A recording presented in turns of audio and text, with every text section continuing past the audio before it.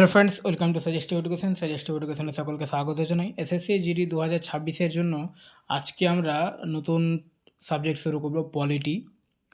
তো পলিটি থেকে আমরা আজকে চ্যাপ্টার 1 প্র্যাকটিস করব। তো আজকে চ্যাপ্টার 1-এ থাকছে সাংবিধানিক বিকাশ।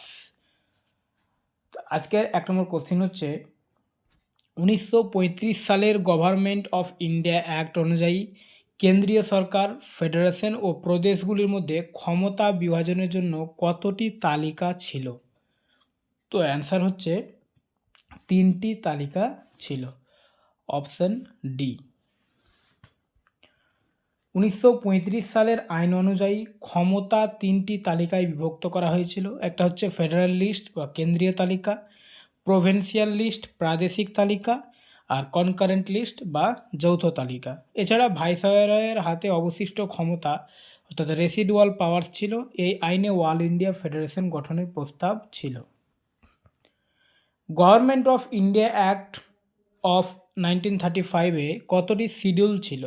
তো সেখানে শিডিউল ছিল 10টি। অপশন ডি হচ্ছে অ্যান্সার। 1935 সালের ভারত সরকার আইন গভর্নমেন্ট অফ ইন্ডিয়া অ্যাক্ট 1935, যা 1937 সাল থেকে কার্যকর হয়, ছিল সবচেয়ে দীর্ঘ আইন। এতে ছিল 321টি ধারা এবং 10টি সূচি বা শিডিউল ছিল। নিচের কোন সংস্কারের ফলে 1919 সালের ভারত শাসন আইন কার্যকর হয়? তো অ্যান্সার হচ্ছে মন্টেগু চেমসফোর্ড সংস্কার। Option A.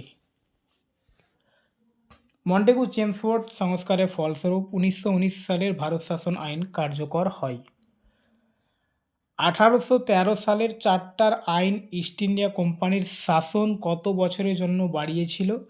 তো অ্যান্সার হচ্ছে 20 বছরের জন্য বাড়িয়েছিল। Option A.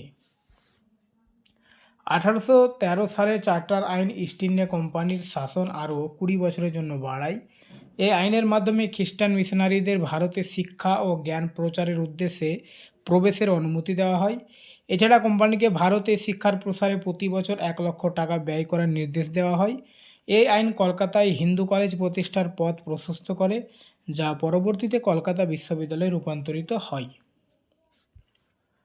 1947 সালের ভারতীয় স্বাধীনতা আইনের কোন ধারায় গণপরিষদকে স্বীকৃতি দেওয়া হয়েছিল? তো অ্যান্সার হচ্ছে অপশন ডি, 8-এর 1 নম্বর ধারায়। ভারতীয় স্বাধীনতা আইন 1947-এর ধারা 8(1) অনুযায়ী গণপরিষদকে স্বীকৃতি দেওয়া হয়।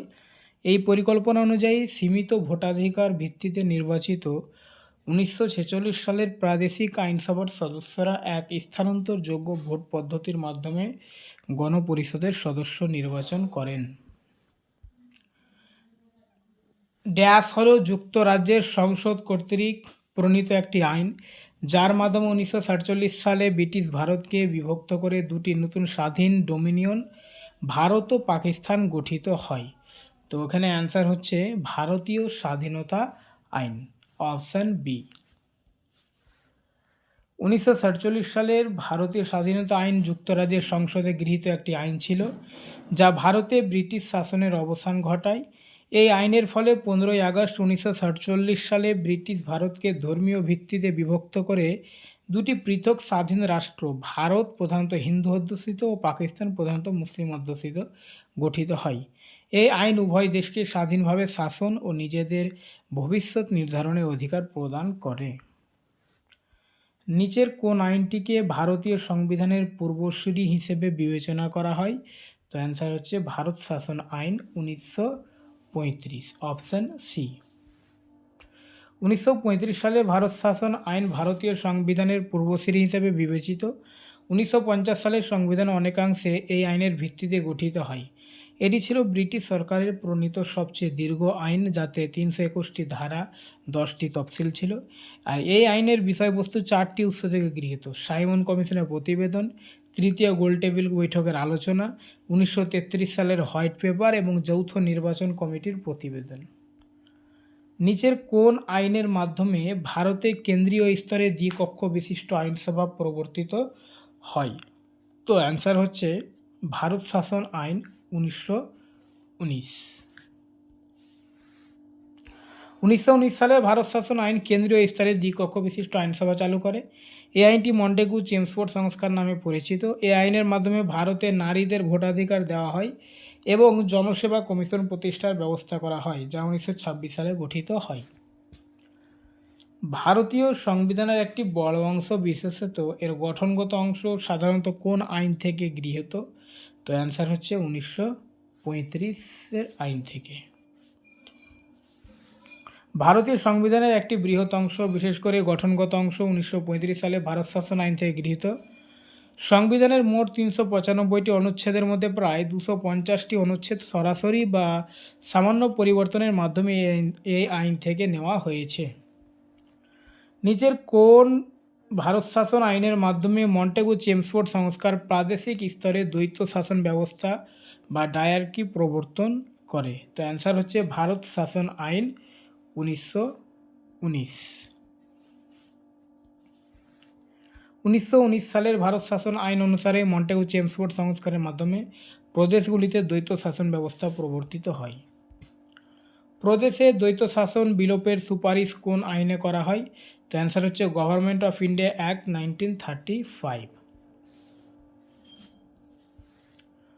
কেন্দ্রে দ্বৈত শাসন চালু হয় কোন আইনে? তো কেন্দ্রে দ্বৈত শাসন চালু হয় 1919 সালের আইনে। গভর্নমেন্ট অফ ইন্ডিয়া অ্যাক্ট 1919 অন্য কোন নামে পরিচিত? তো এই আইনটা মন্টেগু চেমসফোর্ড রিফর্মস নামেও পরিচিত। কোন আইনের মাধ্যমে ইস্ট ইন্ডিয়া কোম্পানি থেকে ব্রিটিশ ক্রাউনের হাতে শাসনভার যায়?